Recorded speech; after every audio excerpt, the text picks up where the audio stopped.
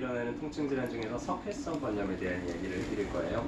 가끔씩 이렇게 아파가지고 병원에 가가지고 사진을 찍어봤더니 석회가 꼈네요 라는 이야기를 이제 들을 때가 있을 텐데요.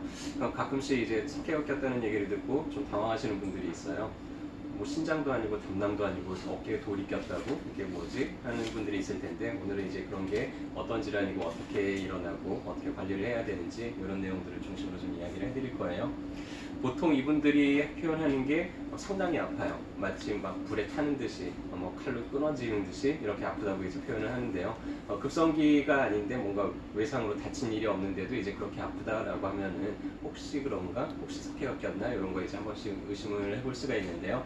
석회성 관염이라는 거는 어깨 근육 힘줄에 그리고 어떤 이유 때문에 이게 이유가 명확하지가 않아요. 근데 이런 석회가 침착이 되고 석회가 침착이 되어서 주변에 이런 돌이 날카롭잖아요. 주변을 좀 이렇게 찌르기도 하고 혹은 이게 분해가 되는 과정에서 이제 염증 반응이 아주 심하게 일어납니다. 그렇게 해서 이제 통증을 일으키는 질환이고요. 가장 많이 석회가 끼는 게 이 극상근 쪽이에요. 그리고 이두근 쪽에도 석회가 끼는 일들이 좀 흔하게 있고요. 그래서 일단은 대부분 이제 이런 분들이 꽤 오랫동안 좀 어깨가 아팠던 분들이 많아요. 그리고 어깨가 좀 많이 긴장되어 있는 분들이 많고요. 그리고 피가 잘 안 통하는 상태가 되어 있습니다. 그러다 보니까 이제 대사물이 계속 축적이 되고 근육이 손상이 되는데, 이게 빠르게 회복이 안 되면은 우리 몸에는 어떤 조직들은 이제 상처가 나고 나면 멀쩡하게 원상복구가 되는데, 어떤 조직들은 흉터가 남기도 하고 그러잖아요. 우리 몸에서 어떤 조직에 상처가 나고 이 조직이 꽤 오랫동안 복구가 잘 안 될 때 우리 몸은 그 조직을 섬유 조직으로 채우거나 그런 게 이제 흉터가 남는 거죠. 아니면은 오늘 보는 것처럼 이제 석회성 조직으로 채우게 됩니다. 그렇게 되면 이제 석회질이 침착이 되게 되죠. 대체적으로 너무 많이 사용을 해도 그런 문제가 생길 수가 있고요. 혹은 운동을 너무 안 해도, 사용을 안 해도 이제 그런 문제가 생길 수가 있고요. 평상시에 좀 그 위에 계속 힘이 들어가 있거나 좀 긴장되어 있는 상태일 때 그런 일들이 더 잘 생기게 되죠. 그래서 석회성 관염은 한 3단계 정도로 이제 진행이 돼요. 일단은 처음에는 이 석회가 형성이 되는 시기입니다. 그래서 힘줄에 석회가 침착이 되는데 이 당시에는 별로 아픈지 잘 몰라요. 그리고 우연히 이렇게 발견이 되는 경우들도 많습니다.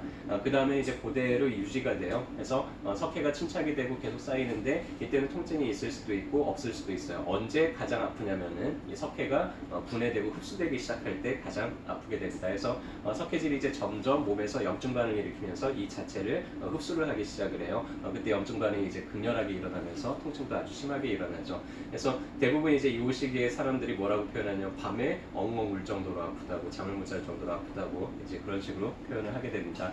그래서 밤에 특히 아픈 게 특징이에요. 대부분의 우리 몸의 통증들은 가만히 있으면은 좀 통증들이 줄어드는 편이고요. 그리고 그렇기 때문에 이제 밤에 아파서 뭐 깰 정도로 그렇다고 표현을 하지는 않는데, 이 석회성 관염은 밤에 염증 반응이 아주 극렬하기 때문에 밤에도 아픈 게 이제 특징이고요. 팔을 들거나 옆으로 들어올릴 때 그 석회 부위에 따라서 좀 다르긴 하는데, 대부분 이제 극상근의 문제이기 때문에 팔을 들어올리기가 좀 어려워지고요. 콕콕 쑤시고 찌르는 듯이 좀 날카로운 통증이에요. 이 통증은. 그래서 뭐 좀 뻐근하다, 묵직하다 이런 종류의 통증은 아닙니다. 그래서 석회가 주변에 이런 회전근개를 좀 찢어내거나 이런 상처가 나는 경우들도 많이 있고요. 진단은 사진을 찍어보면은 알 수 있어요. 이 사이에 보니까는 뭐가 이렇게 하얗게, 원래는 뼈가 아닌데 뼈가 있는 것처럼 이렇게 하얗게 보이는 것을 보고 진단을 하게 되고요. 엑스레이 상에는 잘 안 나타나는 경우들도 있습니다. 그래서 초음파를 통해 가지고 정확하게 위치가 어딘지를 좀 다시 파악을 하게 되고요. 일단은 대부분은 좀 따뜻하게 해주고 좀 보존적으로 잘 치료를 하면은 저절로 낫는 경우들도 많습니다. 근데 이게 너무 석회가 크거나 통증이 좀 극렬할 때는 희석을 시키는 방법도 있고요. 그래서 거기에다가 주사를 넣어가지고 그 석회를 좀 빨아내는 방법도 있고요. 혹은 미세 절개를 해가지고 이렇게 수술적인 치료를 하게 되기도 하고, 석회가 돌처럼 딱딱하기도 하지만 약간 흐물흐물하는 경우들도 있어요. 그래서 딱딱한 경우들은 좀 이렇게 체충격파를 통해 가지고 볼을 깨서 그렇게 해가지고 다시 흡수가 되도록 그렇게 유도를 할 수도 있습니다. 일단은 한의원에 이런 분들이 오게 되면 대부분 그 석회가 껴있는 부위가 자꾸 추가적으로 이제 손상이 되는 경우들이 많아요. 그래서 그 관절 사이가 좀 많이 좁아져 있는 경우들도 많고요. 그래서 주변에 있는 근육들의 긴장을 풀어서 좀 피가 잘 돌도록 그렇게 유도를 해주면은 자연적으로 회복을 좀 기대를 해볼 수가 있고요. 혹은 석회 조직에다가 좀 다량의 약침액을 투여를 해서 그 석회가 좀 녹도록, 혹은 다량의 약침액을 투여한 다음에 석회를 다시 빨아들이는 그런 직접적인 치료 방법 쓰기도 하고요. 상처가 빨리 회복되지 않기 때문에 그 조직에 이제 석회가 낀다고 했잖아요. 그래서 상처 조직을 빠르게 치유하기 위해서 이제 공독 같은 거를 사용을 하기도 합니다. 공독을 쓰면 벌에 쏘인 것처럼 이렇게 붓고 가려운 반응을 유도를 해서 혈액 공급이 충분하도록 하면은 우리 몸에 있는 모든 조직들은 피가 충분히 공급이 되면은 회복도 훨씬 빨라지거든요. 그래서 그렇게 치유 반응을 촉진을 시키기도 하고요. 대부분 이제 우리 한의학적 개념에서는 이제 어혈에 해당이 돼요. 그래서 그 부위에 어혈을 제거를 하고 좀 혈액 공급을 충분하게 만들어주면은 얼마든지 보존적으로도 충분히 치료가 가능한 질환입니다.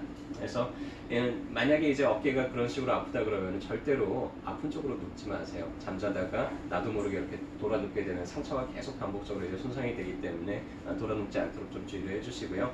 조그마한 애기 베개 같은 거 아픈 쪽 어깨 밑에다가 좀 깔고 주무시거나 그래도 나도 모르게 자꾸 무의식적으로 그쪽으로 이제 돌아 눕게 된다 그러면 아예 아픈 쪽으로 벽에 딱 달라붙어서 주무세요. 그렇게 해가지고 실수로도 그쪽으로 좀 돌아 눕지 않도록 하는 게 중요하고요.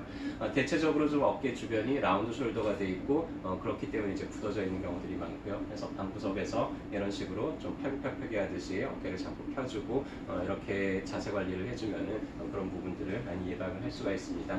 그래서 오늘은 어깨 석회성 관념에 대해서 간단하게 정리를 해드렸고요. 주의사항 하나하나만 다시 얘기해 드릴게요. 절대로 내가 한쪽 어깨가 아프다 그러면 그쪽으로 돌아눕지 않도록 하는 것만 좀 주의를 해주시고 팔을 들어 올릴 때 자꾸 통증이 느껴져요. 그러면은 억지로 팔을 좀 들어 올리지 않도록 그런 거를 좀 주의해 주시면 좋겠고요. 그렇게 잘 관리를 하는데도 잘 안 나요. 계속 아파요. 그럼 이제 어디 가서 치료를 받으면 될까요?